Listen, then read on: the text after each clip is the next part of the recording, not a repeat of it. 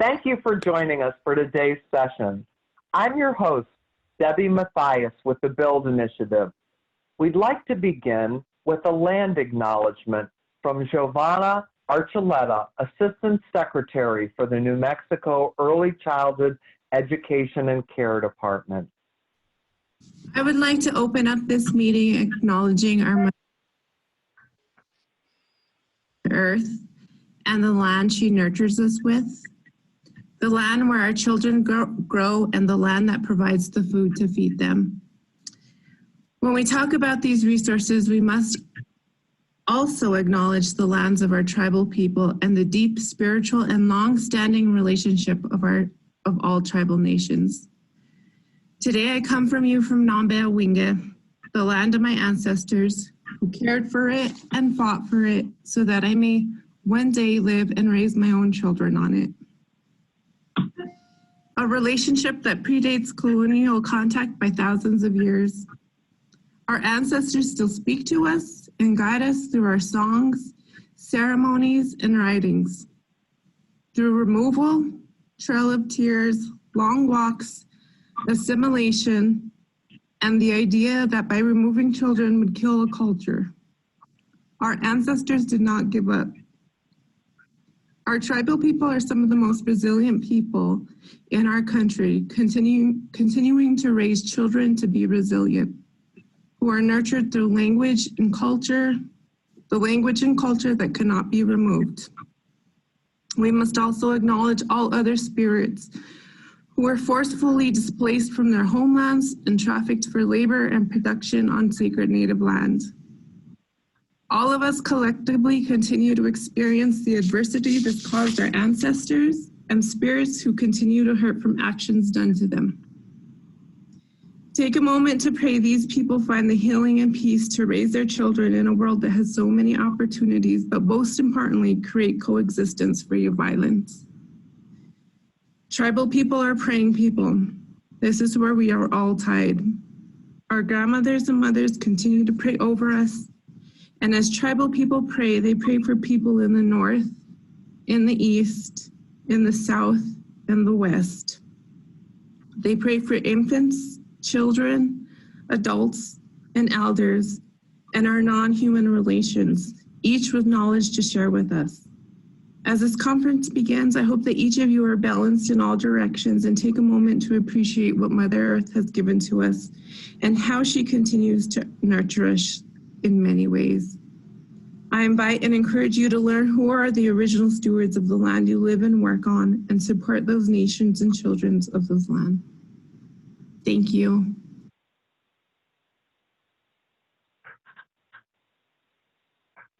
The Build team is excited to present this 20 webinars in 20 days for QRIS 2020 as we explore ideas, possibilities, and learn together about how we might create better, more equitable systems with children, families, and early childhood professionals at the center of our efforts. We're grateful to the many individuals who took time to prepare sessions, generate content and ideas to share. We believe the sessions will inspire you to build on these ideas, continue conversations, and innovate back in your own communities and states. Boy, we've learned a great deal as we've prepared for virtual sessions. One of our lessons is that a virtual event draws a much broader audience than an in-person conference. The Build QRIS conference was designed for early childhood systems leaders at the national, state, territory, tribal, nation, and community levels. As registration rolled in for this virtual event, we discovered many direct service providers from teachers to center directors and home-based providers signing up for the sessions. We welcome you to our learning community and look forward to hearing your perspectives. We encourage you to share your comments, ideas, and questions in the chat box. And I know we're going to have a lively breakout room discussion too, so get ready for that part. Now to our sponsors. As you know, we had to pivot from our in-person conference to a virtual conference. we'd like to take this time to say a sincere thank you to the sponsors who made that switch possible. Their support's essential to this event.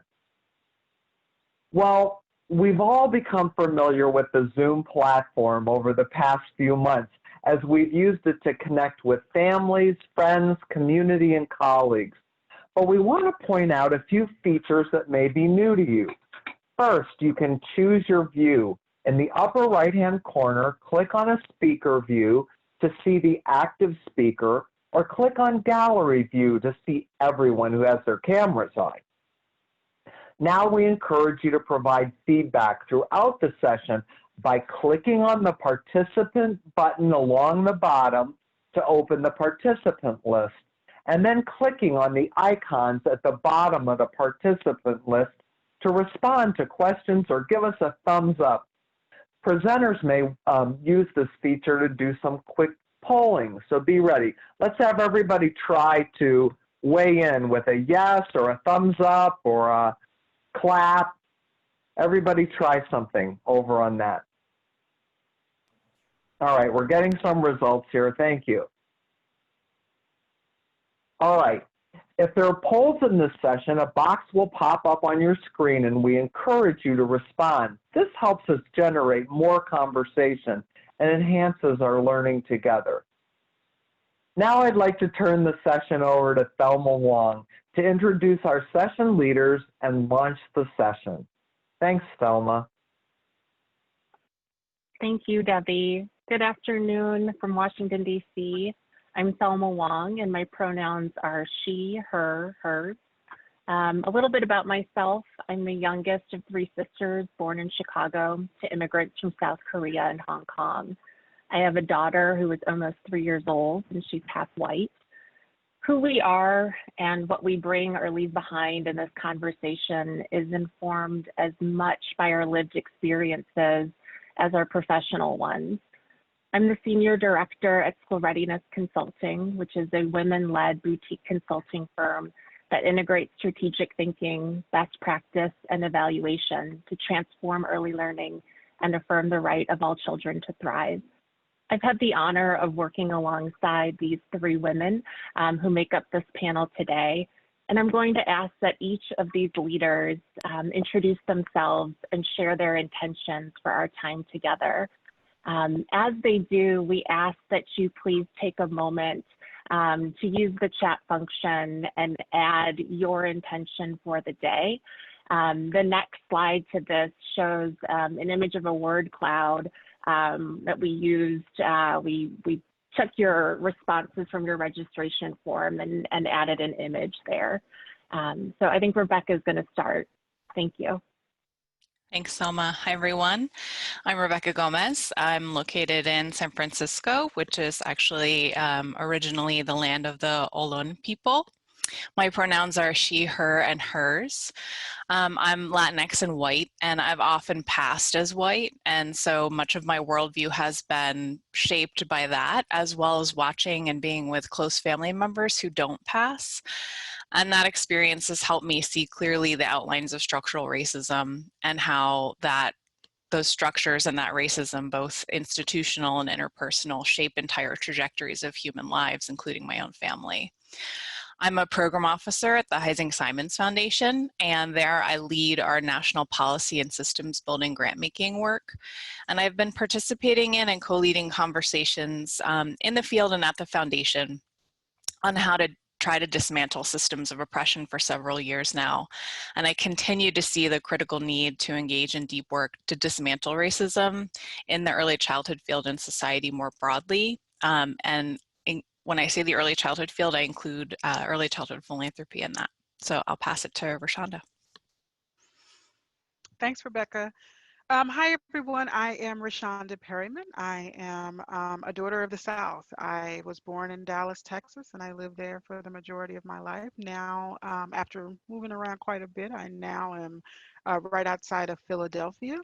I'm a program officer at Vanguard, the financial management firm. I work in corporate philanthropy there.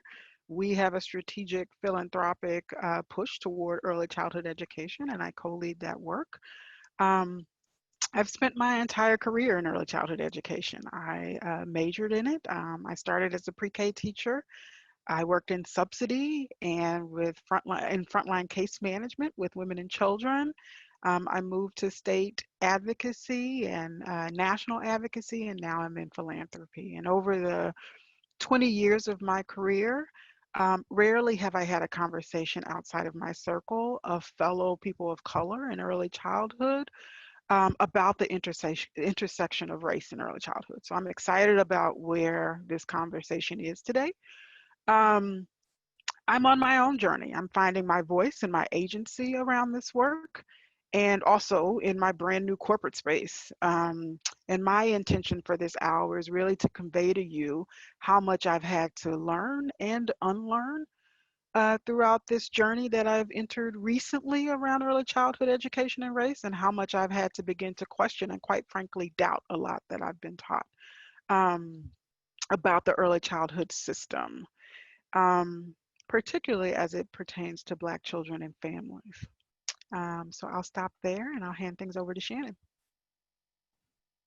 Hi, everybody. I'm Shannon Rudisill, and my pronouns are she, her, hers. I am also a child of the South. I grew up in North Carolina, and following along with what Thelma and Rebecca said, Rashanda sharing some personal things, I grew up in a highly segregated environment, went to highly segregated school, private school, and was a pretty racist environment that I grew up in. And so have been unlearning that since really the whole time I was growing up, trying to resist and unlearn that, and a long way to go with that. I'm the executive director of the Early Childhood Funders Collaborative, and we're a professional network of 45 funders that fund significantly in early childhood with a real focus on early childhood systems. We have national, local, and state or regional philanthropists. And prior to that, I spent nearly 20 years at the Administration for Children and Families, both as a career civil servant and also as a proud appointee of the Obama administration. And I've been struck by how often, well, let me say this. I've been struck by how infrequently race has come up in my 20 years in early childhood policy, and how we just did not talk about it very often, or we assumed that we could use income as a proxy to avoid talking about race, I think. And so, you know, that's something that I've been thinking about a lot over the past few years. And together with Rashanda, who is on our steering committee and is the chair of our racial equity work group, I have been co-leading with her ECFC's racial equity work for the past couple of years. And so my intention is to share, you know, what our process has been really, and what questions we have. And I think as I give it back to Thelma, I'll let you know that if you came to this session to hear about how philanthropy was, I don't know, had figured this out or was going to be able, like, really I think what we're doing in the session is we've been going through this process together, and we kind of wanted to invite y'all into the process with us. And that process has been led extremely thoughtfully by Thelma and her colleagues. So I'm going to turn it to Thelma. Thanks so much. And thank you all for being with us today, for bringing your full selves into this space, into this conversation. I think it's important for the panelists and I to recognize that we're here under incredible circumstances. Each of you, program directors, teachers, teaching assistants, TA, specialists, et cetera, you are all whole people who are balancing a number of identities and roles under multiple pandemics. So thank you for being here with us. We're going to go ahead and move to the next slide. It's important for us to all be grounded in common understanding that we are all operating within systems in which racist policies and practices are deeply embedded. And what we're looking at here is a timeline of some of the landmark decisions that determine who has full rights of US citizenship. Time is elastic, and we see how Black, Indigenous, and people of color have been excluded. What we don't see in this timeline are their stories, the lived experiences, and their fight. We cannot separate today's oppression from our unique history. And so together in this space, we're going to really activate our thinking and pull apart just a few examples in which our field is grappling to talk about, the ways in which we collectively are addressing racism and some of the ways that leaders here are addressing race and racism through their work. We're going to go ahead and move to this next slide, and I'm going to just briefly talk through some of the images here. And I'll be moving from left to right, top to bottom. Lucy Cottrell was the daughter of Dolly Cottrell, an enslaved house servant. Lucy became the property of a University of Virginia professor at a slave auction on Monticello. Lucy cared for her owner's children until she was freed about 5 years after she was bought. The next photograph is of children who attended the Carlisle Industrial School, where they were intentionally and painfully forced to relinquish their language, their customs, their identities in a process of acculturation. This next image is from the Children's Bureau campaign of 1918. The slogan was "Save 100,000 Babies." This wartime campaign was developed to remind the country of the importance of protecting children as a patriotic duty. I think it's important for us to think about whose children, which children are worthy of saving. The bottom photo on the left is a photo of the New Deal Emergency Nursery School from 1940. Childcare programs sprouted in cities across the country as American women went into the workforce to support wartime efforts. It's noteworthy to consider that childcare in America became a priority again when white women returned to the workforce. Notable that many Black and brown people who had been working depended on family, friend, and neighbor care. The next photo is from the Abecedarian Project, one of the most cited early childhood programs. It's been described as a high quality program for at-risk children. And we know that many programs and curricula have been modeled after this. And then the last is the cover of the Hart and Risley study. We know that this 1995 study looked for the cause of disparity in linguistic and academic progress among children from different socioeconomic backgrounds and the oft-cited word gap. And so I want to start with the panelists and talk about what are some of the themes that these images bring up for each of you. And I invite you to be provocative. I also invite the audience members to share your responses in the chat function. Great. So I think I'm starting us off on this. And I think, for me, one of the themes that comes up is thinking about the leadership of our field and how we define ourselves as a profession. So, from this brief history, I hope that you're seeing that, like many other things in the US, our field is built on the backs of enslaved peoples and Indigenous individuals. And so, I want us to sort of carry that through our conversations today and think about sort of our leadership. Much of the modern leadership in the field, I think, grew out of the history of the feminist movement and women's liberation movement, as well as calls for social justice and supports for families as an equity lever. And I think what we have done, particularly, in the 15 or 20 years that I've been in the field, at least, and part of these conversations, is we've often subsumed a candid discussion about race in favor of discussions about gender equity. And certainly gender equity is important, but it's not a substitute for digging into our history and into the disparities across race, not only of families in the US, right, because we have a racialized wealth gap, but our leadership structure. And so, you know, our leadership, particularly in early childhood policy, is predominantly white women. And so I want us to think about ways that we overtly and inadvertently gatekeep against welcoming Black, Indigenous, and Latinx individuals into positions of leadership.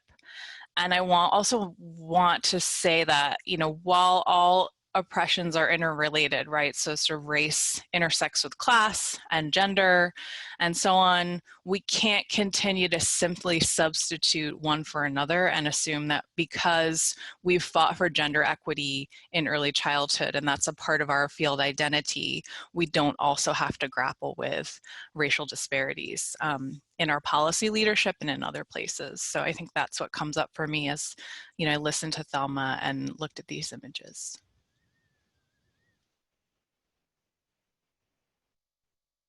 Yeah, so I can jump in there. Yeah, I think that's completely right, Rebecca. And what I would add to that is when we think about leadership, we also have to think about how our sector has really been built around models of practice that are based on white normative culture.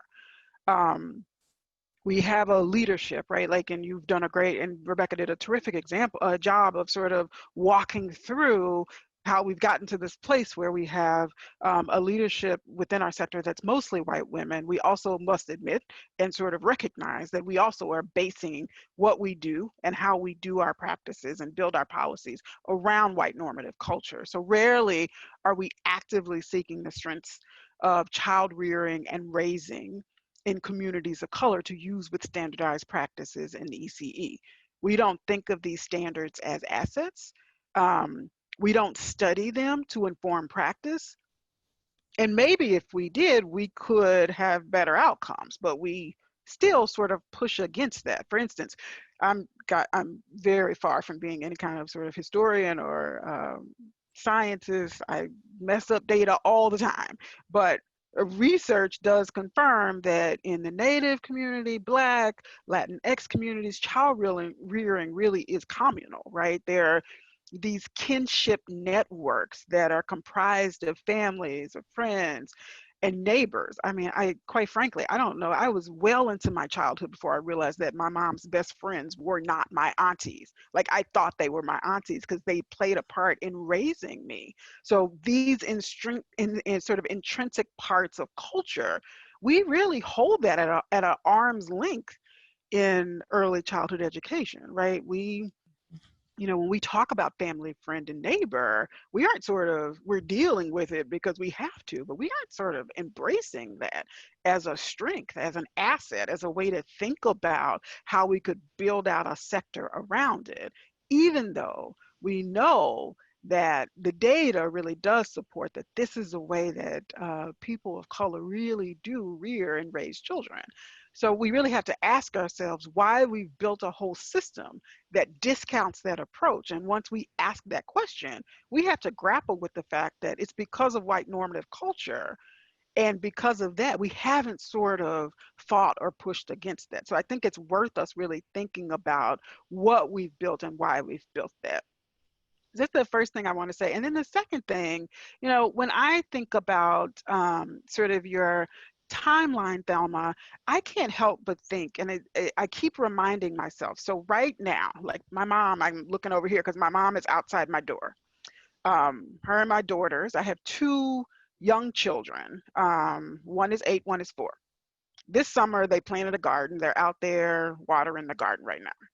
So my early childhood children are outside with their grandmother right now. My mother, who was born in a small country town in Louisiana, went to a segregated school. She graduated from a segregated high school. She went to Grambling University because she could not go to another university. So this is within her lifetime, right? That history sometimes can feel abstract, right? So all that you've just shown, Thelma, was so great. But sometimes when we look at history, we think that's abstract.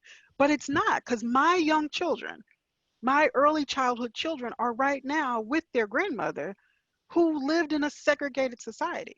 And my mother remembers her great-grandmother who was a daughter of a slave. Like that type of, like if we were all to sort of track that back, you know, it might be the people that we work with or the children that are in our classrooms, that history really is present. It really is right now. And there are real connections between the pieces of yesterday and right now. I'll stop there and give it to Shannon. Thanks. So I think I want to key off a little bit about what Rashanda was saying and take it in a slightly branching direction, which is I feel like these pictures and also a lot of the foundations of our policy have this underlying assumption about who's a good parent or not, and who should be with their children versus who should not be with their children, like don't need to be with their children because they're not that great of parents anyway. I mean, I really hate to say it, but I think this is what underlies. So if you think about something like family leave and the fact that we have a big gap in who gets it, right? Like if you're a white collar professional employee, you're very likely, or not, I don't know about very, I should check my stats, but you're much more likely to work for an employer that's going to offer you some kind of paid family leave, because we think you should be with your kids when they're little, when they're babies, right? But we don't have any government kind of, and in fact, you know, we have government requirements in the form of TANF that require poor people and women of color to go right back to work as quickly as possible. And I think underlying that is assumptions about who we think are actually good and deserving parents. And I've actually heard people say, and I bet y'all have too, if we don't want to admit it, like, well, you know, when the kids go to childcare and they're in a high quality setting, that's probably better or more than they were getting at home anyway. I mean, people say that out loud. I've heard it. Yep. And so I feel like we've got a lot of work to do on that front. And if you look at the slides, I mean, you know, some of that comes up in the slides about like who's deserving. I mean, we took Indian children, indigenous children from their families, right? Because we didn't think that they should be with their families, that they needed to snuff out the culture, right? And even in our own time right now, I'm really like kind of torn up in nuts about the thing that happened last week around the family detention centers for the migrant families. And we've decided that we're gonna let the kids, there's a court decree that the kids should leave because they might be exposed to coronavirus. But if they leave and the parents don't leave, we're separating them and putting them in shelters, right? And so it seems like we're just doing the same thing over and over again. And a lot of it's about who we value as parents. And the same, I thought Rashanda would talk about this, but I don't think she mentioned it too much. I mean, the word gap, I think y'all heard me, I know some of you were on yesterday, a different session I happened to be on, but we talked about the word gap and the achievement gap and the words that we use to describe these things and the way that they basically talk about people not being deserving and not doing a good job. And then we sometimes use that in ECE to justify our programs. And even as I say that, I'm getting more, I don't know, I don't think I've said it that way before, but I think that's what we've been doing.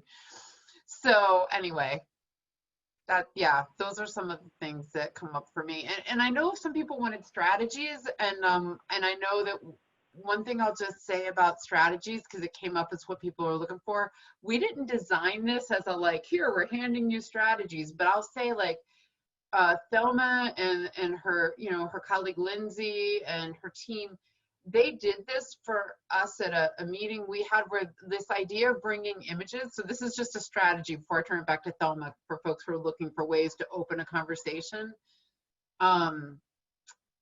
Bringing just images and putting them up and having people walk around and think and talk about them, even with a glass of wine in hand, which is what we did, was a really good conversation starter. Could I jump in for just a second, Thelma? Yeah, of course. So I was supposed to talk a little bit about meaningful differences, but went off on a tangent. Sorry about that, Shannon. You know me by now. So I think the one thing that comes up for me when I say having to learn and unlearn, this is one of the things that I literally had to unlearn about sort of data and how we use it in the early childhood field. We sort of, you know, a piece of data will come out and we use it as gospel, right? Like we'll cite it, we build entire programs around it without sort of questioning what might be the basis or what might not have been captured within that data. Obviously, we want children and families talking. I would never say that that's not what we want. And again, I'm not a data person or a scientist, but what I didn't know when I oft quoted, you know, this 30 million word gap or whatever, when I quoted that all the time, what I didn't know, right, was that it was a really small group of folks. And what I hadn't heard and what it took, like someone who was sort of invested in pushing back and making me sort of question what data actually means, was just the idea that what does it feel like to be a person of color, a Black person in a low-income environment, and to have a wealthy white person, or who you might perceive as a wealthy white person, come into your home and to watch you. Maybe you don't talk as much. And maybe when we think about white families who probably feel much more comfortable with someone who looks and feels like them in their home, who are more educated, they probably are encouraging their children to talk more. But without sort of understanding that, without knowing that, I think as a culture, as a sector, we sort of grabbed that and then wrapped so much around it. So when I say unlearn, it's not unlearning that, you know, things that we know work. Like we know children talking to their parents work. It's not unlearning that. It's unlearning the sort of buy-in to every bit of data without sort of questioning whether or not we use any kind of culturally competent lens to think about it and whether or not we're still doing that. Thanks so much. Obviously, there is a lot to unpack. We want to dive into some conversation now.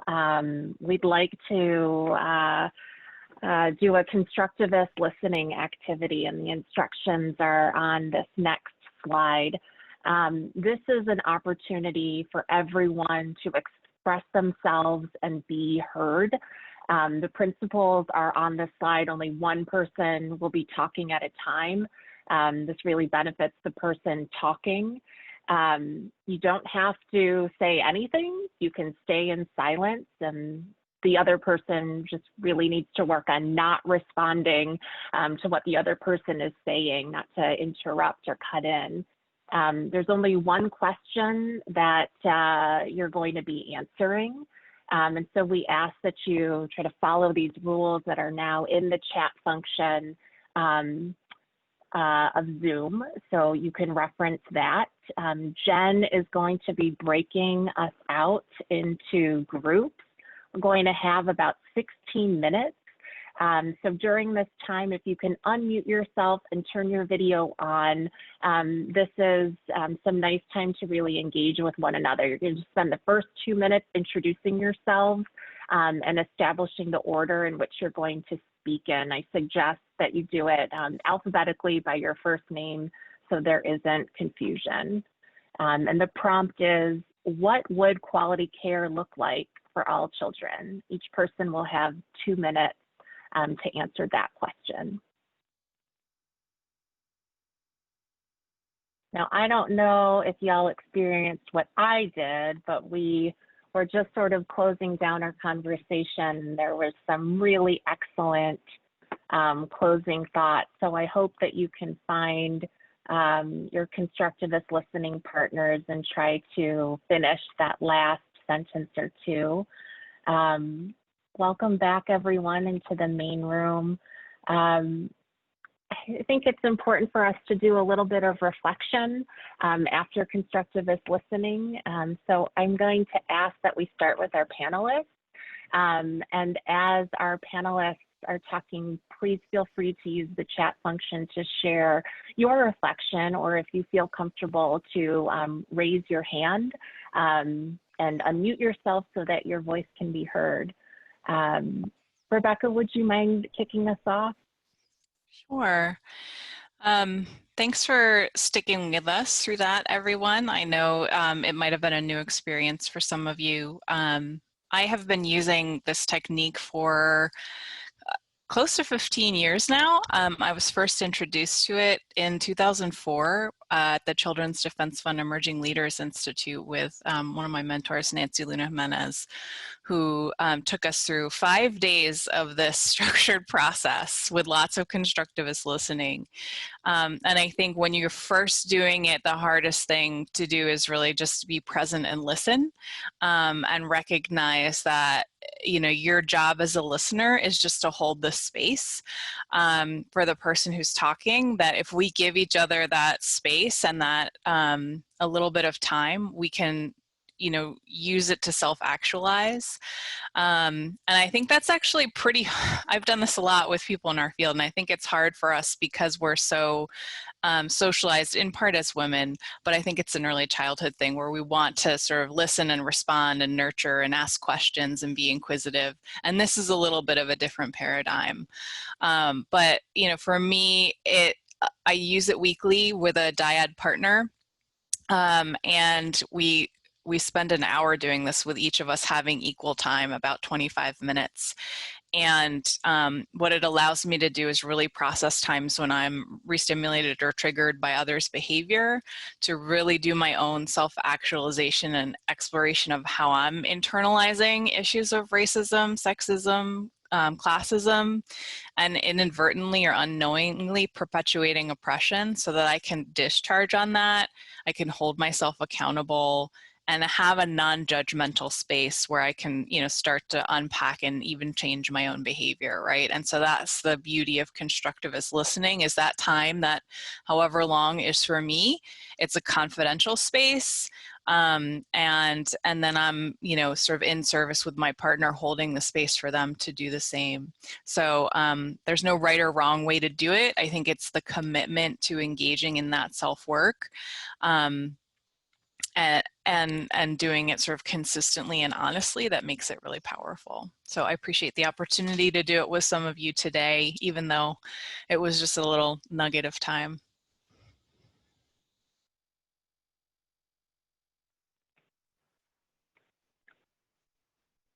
I'm happy to jump in there and just echo what Rebecca said. I have actually just sort of started the journey of this sort of activist listening and thinking about not thinking, right, like just listening. And I think the best way to describe it is an example that I've been sort of thinking about in my own work as a funder. I spend lots of times working with big anchor institutions around early childhood proposals, so universities and libraries, museums, all that, to sort of operate and do work in communities around early childhood, and have funneled lots of dollars their way under the notion that these anchor institutions have the capacity to really do the work that many of the Black and brown women who actually have been doing the work aren't able to, because they don't have the capacity to do it. They don't do quality. I am slowly unlearning that behavior, and how I've been able to is through this listening, being quiet, shutting my mouth, and just being on the other side and listening to people talk about their work and how they do that. And it's completely shifted my practice and the way that I've been thinking about it. And only through sort of this listening and this exercise, even as a Black woman, right? Like this sort of internalized oppression that I hold. Even as a Black woman, and I've spent much of my time in the field, much of my time thinking about race and equity and all that kind of stuff. Even me, only through this listening have I really begun to unpack this thinking, and how it now is playing out in the practice of my own work.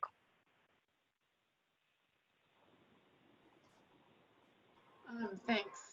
I should let y'all know there's a 14 and a 17-year-old having a crazy fight. that you may hear.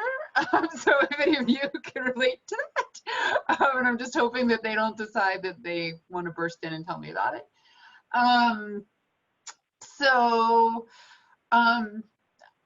I think, well, so the first thing I'll admit is, like, when you've been in jobs like my job, I get put on a lot of panels where I'm supposed to be the discussant, and the job of the discussant person is to, like, listen to everybody and, like, pull the themes and, like, and so if you're listening in that mode, you're listening, like, you're analyzing while you're listening, and that's a good skill. But the thing about the constructivist listening is, it's different from that, right? Like, you're not supposed to be, that's a form of judging in a way, all that analyzing. And so this is different for me, to not be like, I mean, even as I was listening to my amazing partners who I was learning from, my brain is like, there's that theme and there's that theme, and we could tie it like this, and if I had to report out, I'd report out like that, which is not the job, right, when you're doing the constructivist listening. So you know, I think that that is just, yeah, that's different for me. So it's a little bit harder. I think that we've been doing this at ECFC, again, you know, through the leadership that Thelma and School Readiness Consultants brought to us. We've done it at a couple of our meetings in a couple of different formats. And I know we're going to get to questions and things. There were some questions here about ways to open up conversation, and it's another one that I feel like is not,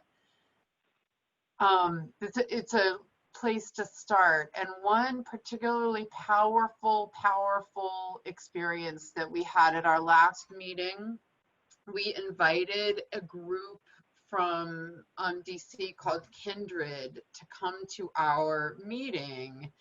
And Kindred is a group that facilitates cross-racial parent groups within DC public schools, which is, you know, that's a whole interesting context I won't get into, but I'm sure that all of you live in places with interesting context as well. So there's a very specific context in DCPS. And so the part of it was the parents came and there was a panel and we learned a lot about it. But then the part that I really appreciated was the parents who came, who were part of the panel, dispersed out throughout the room and facilitated a cross-racial dialogue with us, the funders, with each other. And part of it was a very constructivist listening technique where they asked some questions about our own experiences in school.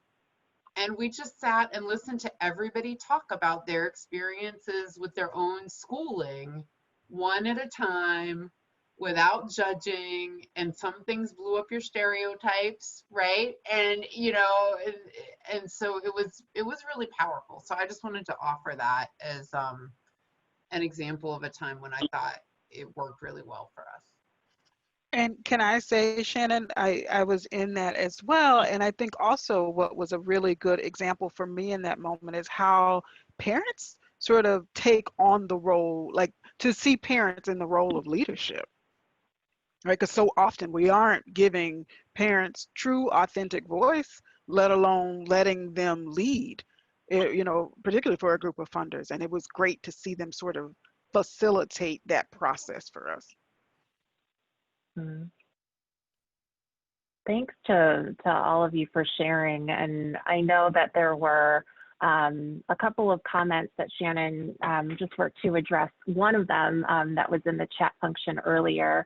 I think this is a great jumping off point to really dive in and talk. So again, if you've got additional questions or a comment, please feel free to raise your hand so that we can monitor this, and or feel free to post a question or comment in the chat function. You know, we want to really engage and discuss with you.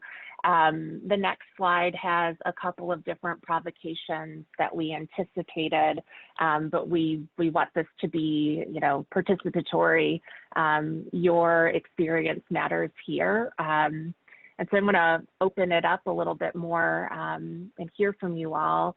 And I don't know, Rebecca, if you wanted to touch on one of the questions that was in the chat function earlier. I just wanted to acknowledge we had a couple specific questions about the role of philanthropy. I think they were great questions. I think one in particular was like, how do you get funders to do this work, right? Some of you are maybe facilitating this work. It sounds like with your communities, and one of those communities is a group of local funders who's predominantly white. So I think Shannon and Thelma, and I think part of what we're doing here is modeling how you can do some of that work. And Shannon and Thelma and Rashanda are co-leading the ECFC work that they've talked a little bit about, which looks sort of very much like this, but on a deeper and longer time scale. So I think it's some of that. And then there was another question around like how, as grantees, can you change your relationship with funders and help them understand some of the dynamics here about funding and empowering communities of color to lead the work in their communities in the way that they see as, meaningful to them. And that, I think, is the heart of the question that a lot of us are grappling with, but in particular, I'll speak for the Heising Simons education program. We're trying to figure out how we can better do that, better open up the space as funders, and really listen to communities on the ground, and change some of our funding practices, right? Because a lot of our grants do go to the organizations that have historically had power and get sort of accrue more and more and more funding because they have funding and they're seen as sort of less risky and leaders. And that means that there are lots of groups who are sort of traditionally communities of color, people of color led, or women of color led, that don't get as much funding. And so we're trying to figure out how to listen. And so I think, to the extent that you feel comfortable, just keep sort of raising those conversations in groups like this, with your funder, if you feel like you can. I think we're gonna sort of say to you a lot today, like we have more questions than answers, but it is something that philanthropy has to grapple with, and this is one of the ways to do it. And there are, I think, lots of others. So I just didn't want those comments and questions to get lost, and I think we can bring them into the discussion now with more depth and detail as well. Thelma, I have another thought on that, especially for the, actually for both questions, the question about the local funders and the question about how grantees can promote it. One thing I'll say is that those of us who are in philanthropy associations like ECFC, and there's a bunch of them, but there's also regional ones in like many regions. A lot of those philanthropy associations are working very hard on this issue. And I think our one of the questions was from Maryland, and I know that the Maryland Philanthropy Group is actually considered a leader on this. And so if it's hard as a grantee to approach, like learning what the Philanthropy Association is doing gives you like a peer entry point into it, and might even be a way that there's a lot of training being offered in the various philanthropy associations. There's a lot of conversations like this happening, and I don't know that grantees know their funders, but they might not know kind of like the internal peer work that the Philanthropy Association is doing. So that might be something to check out.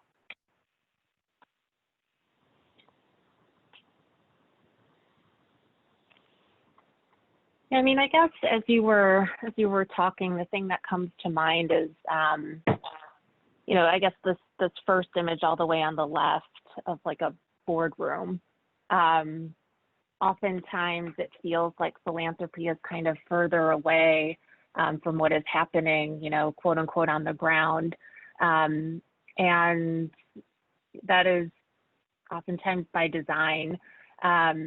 And I'm wondering what your sort of perspectives are about that kind of gatekeeping.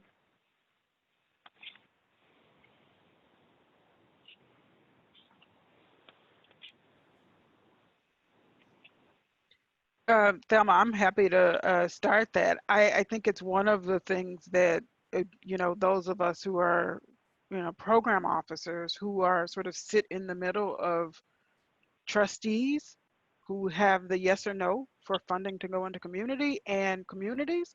I think we have to reckon with our own selves. And again, this is the path that I'm on, to really say, how do I extend myself differently and open up conversations that I normally, or when I first got into philanthropy, did not have?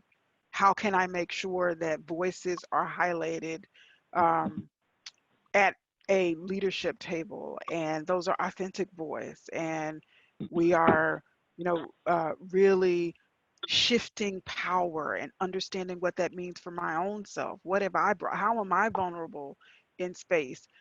Yeah, it's hard because often those of us as program officers are answering to a group of folks who are not going through that process. But it's sort of chipping away and beginning to question and think about how we sort of act as a gatekeeper and move out of that position and sort of even deconstruct our own power. Mm-hmm.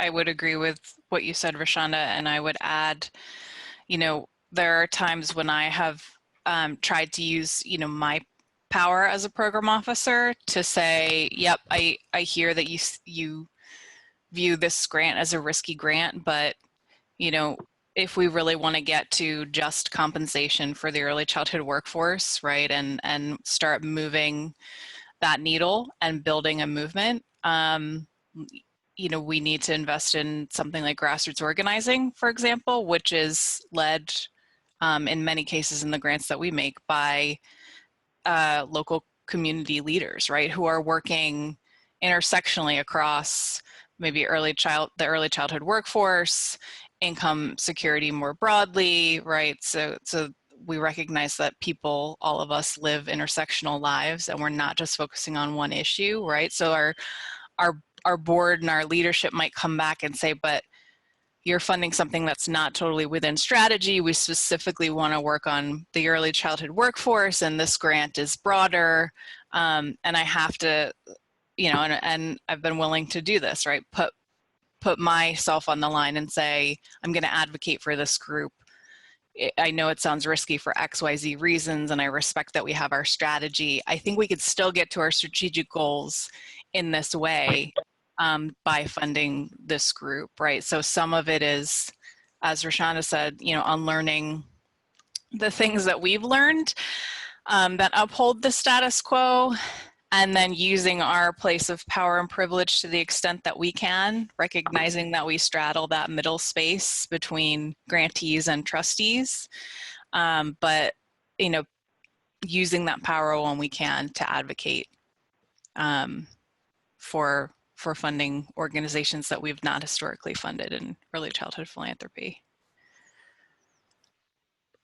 Rebecca, if I could just sort of build on something you were talking about that I think is one of the harder things, and you can nod in either direction if you disagree or agree, but you talked about your strategy is a foundation, and just like all of ECE, all of early childhood services, right? Data and theories of change and outcome measurement and evidence-based practice, so that is all over early childhood and early childhood systems building, and it dictates a lot of what happens. In the same way, foundations have their own goals and theories of change and outcomes data that you're responsible to your trustees for. And so I feel like, I'll just say it's very hard for me to say, well, you should just scrap all of that. If it was my money, right? If I had that money and I was giving it, sometimes it helps me to put that in my mind, right? If I have money and I'm giving the money, I tend to have an idea about what I want to see happen. What change I want to see, and that's how I choose in my own personal life. Am I given to X or am I Y? Well, what's my mission? What am I trying to do in the world? So I think that's a little bit of the rub too, is foundations, a lot of them are starting to be more open to the idea that the ideas about what needs to change should come from the community instead of from the foundation. But on the other hand, that's a lot, like to give up all the like evidence-based, the theory of change, the performance measurement, like how would that morph to really allow the community priorities to be the driver? Like, I don't know, that's sort of where I. Yeah, and I want to make space for others to comment as well, but I mean, that's the tension, right? And so different philanthropies are approaching this in different ways, right? You have the Shot Foundation, which really is sort of on that continuum of like, no, we're going to let the community lead. We're going to identify community priorities, and that's where our money is going to go. And that's different than a very like sort of highly strategic philanthropy. And so I think, you know, for us, I can only speak for me as a program officer, and I think I can speak, you know, to some extent for the education program. We're trying to bridge both of those things. There is still important work on evidence and data to do, and there's lots of work to do to build the evidence base with research led by people of color, right, for example. And then there is work that we can do that seeds a change by letting communities, and in my case, it's letting, you know, the early childhood workforce lead, right? And that's part of the Raising Childcare Fund, grassroots organizing work, and the Early Educator Investment Collaborative work, right? Trying to listen to the workforce and then be responsive. It's definitely, you know, it's not easy, but I think that's the work, right? At least for me, that's the work, is trying to bridge those tensions.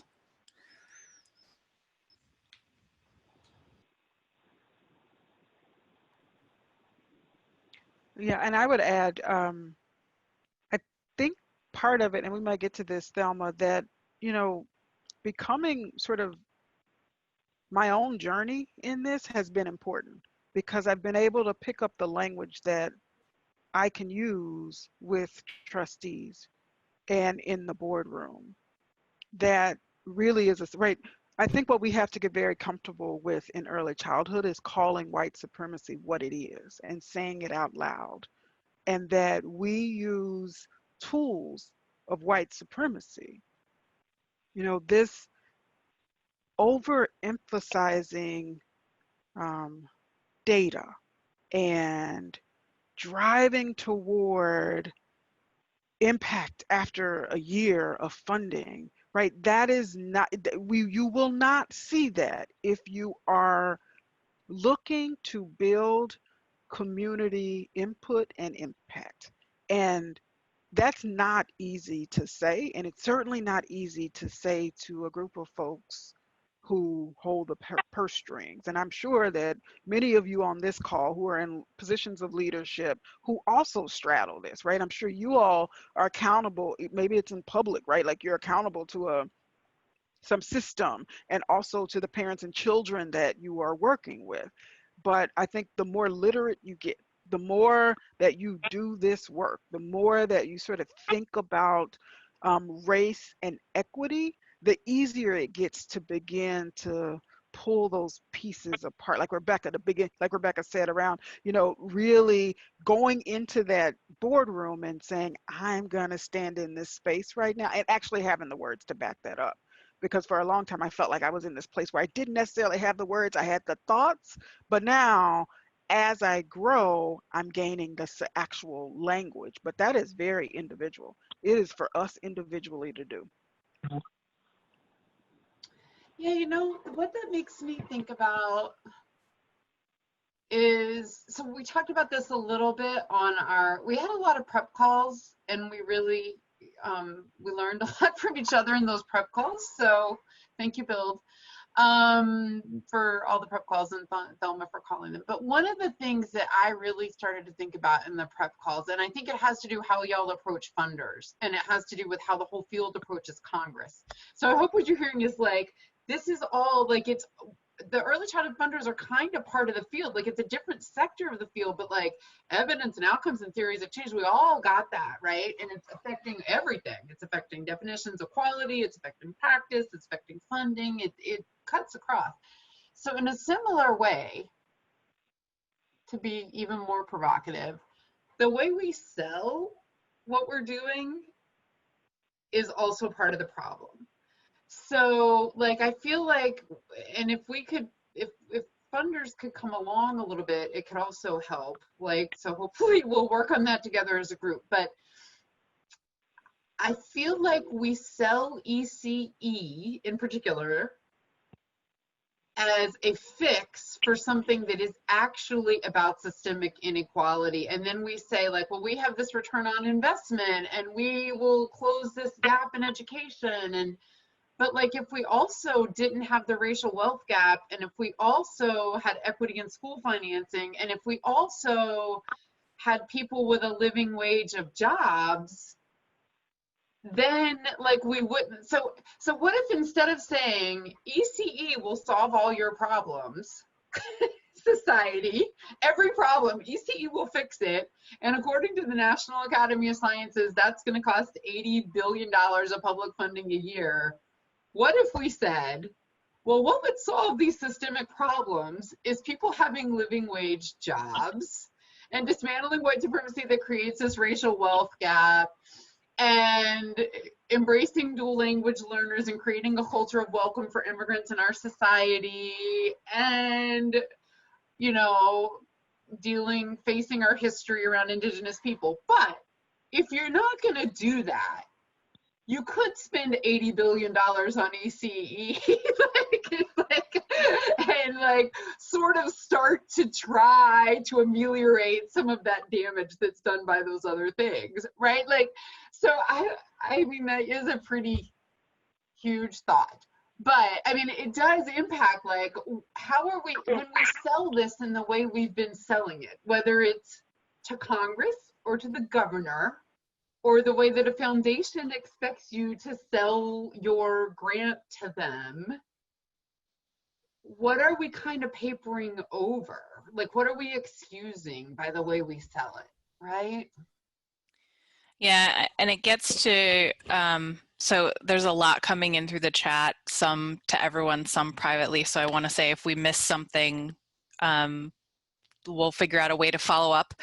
But you know, Susan, your comment about sort of whose knowledge is valued, right? And as a, like before entering philanthropy, I was doing early childhood policy research. And sometimes I was doing that from a neo-Marxist lens, which encourages you to really unpack class inequality, but also think about a race, class, gender narrative that acknowledges that our whole society is built on on valuing particularly white people's knowledge and especially the knowledge of white men, right? And so if we just really look honestly at some of the seminal research, Shannon, that undergirds the arguments that you were just talking about, right? It's done from that very sort of white dominant narrative. And so we really need to think about what of that is valuable and what do we want to keep as a field and what do we need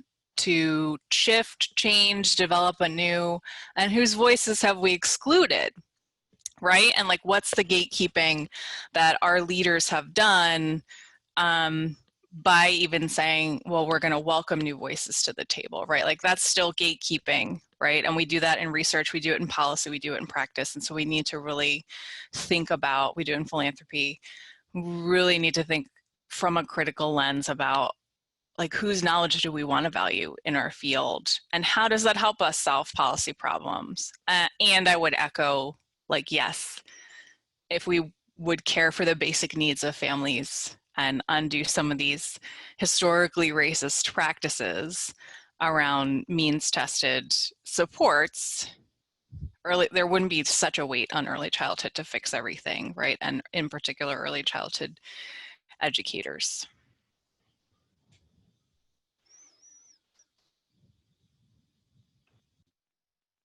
Now you all understand why we had so many prep calls. There's a lot to unpack and talk through. with many more questions arriving than answers. I think one of the thoughts that I had as Shannon and Rashanda and Rebecca have been talking is that we are products of the systems we live in. So are our children. And we all know that the early childhood system, even with reforms, is still going to reflect our society. And it's intricately connected to other systems that serve children and families. And so when we talk about addressing racism, I think what we have to get to is how do we undo and dismantle these racist systems and build anew. We just have a few more minutes before we need to wrap up discussion and move on. So I just want to hear some closing thoughts or an additional provocation from Shannon, Rashanda, and Rebecca. I mean, Shannon, did already deliver her hot take, which is I can't insert emojis, but it would be the head exploding one. But I think, other thoughts from the panelists as we close out.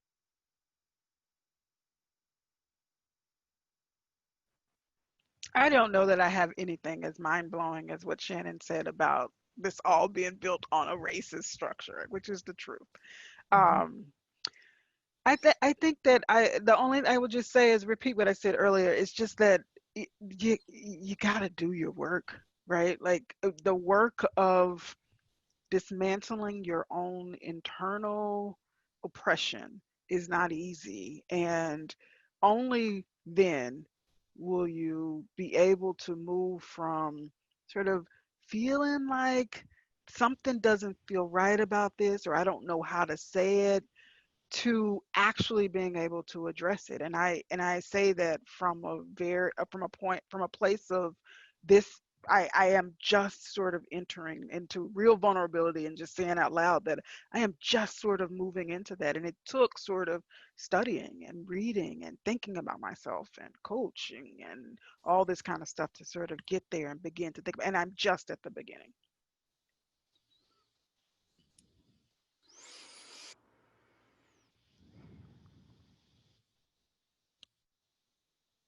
I also have a head exploding emoji at Shannon's take, so I would echo that.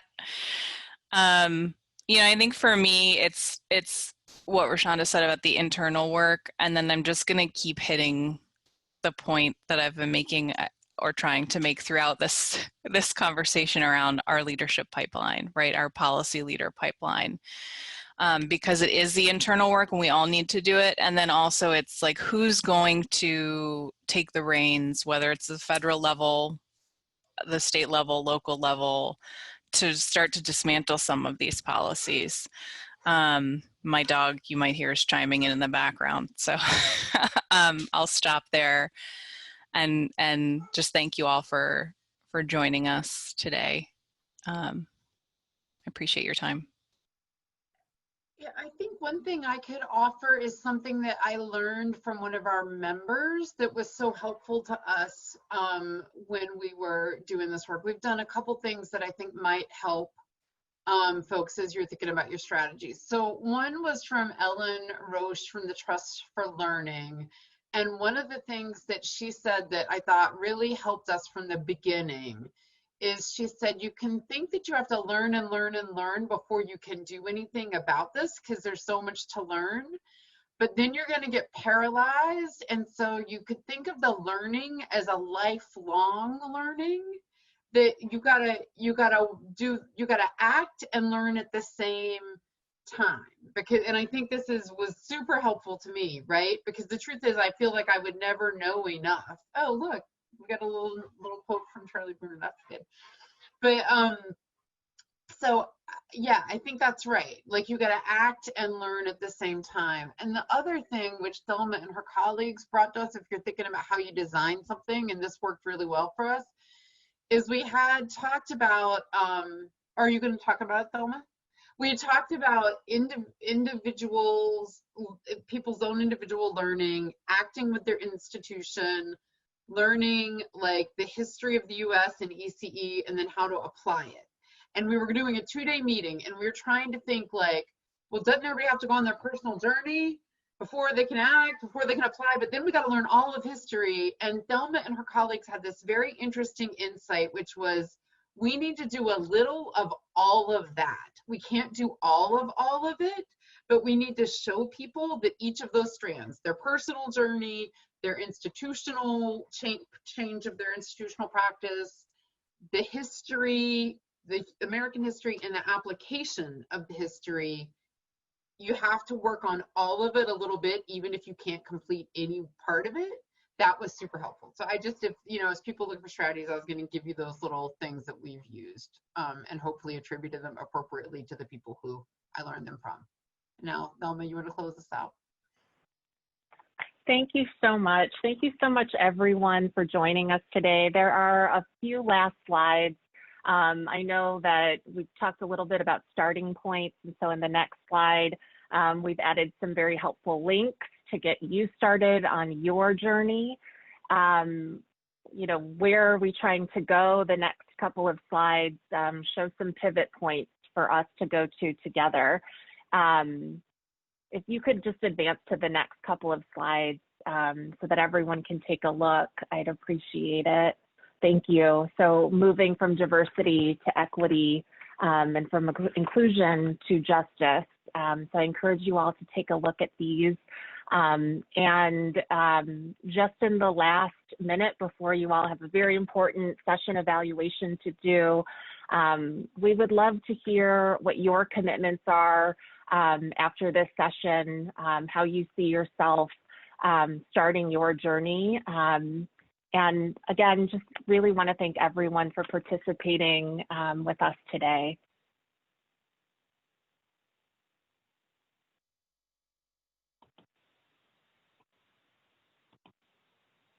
Gosh, I'd like to thank our session leaders today for this interesting and informative opportunity. We appreciated the contributions from participants in the chat box. Please continue to give us feedback about today's session, and we're going to have a couple of polls pop up that we would really appreciate if you took a moment and filled out for us. And again, thanks to our presenters today, a very interesting and heartfelt and just honest discussion today. We all appreciated your willingness to share your deep thinking and insights about this conversation, one that, Rashanda, we all need to get better at having and being engaged in and part of, and we appreciate you all kind of showing us what that looks like and engaging us today. Thank you. And thanks to everyone for filling out your evaluation and giving us some of your ideas in the chat box. See you all soon.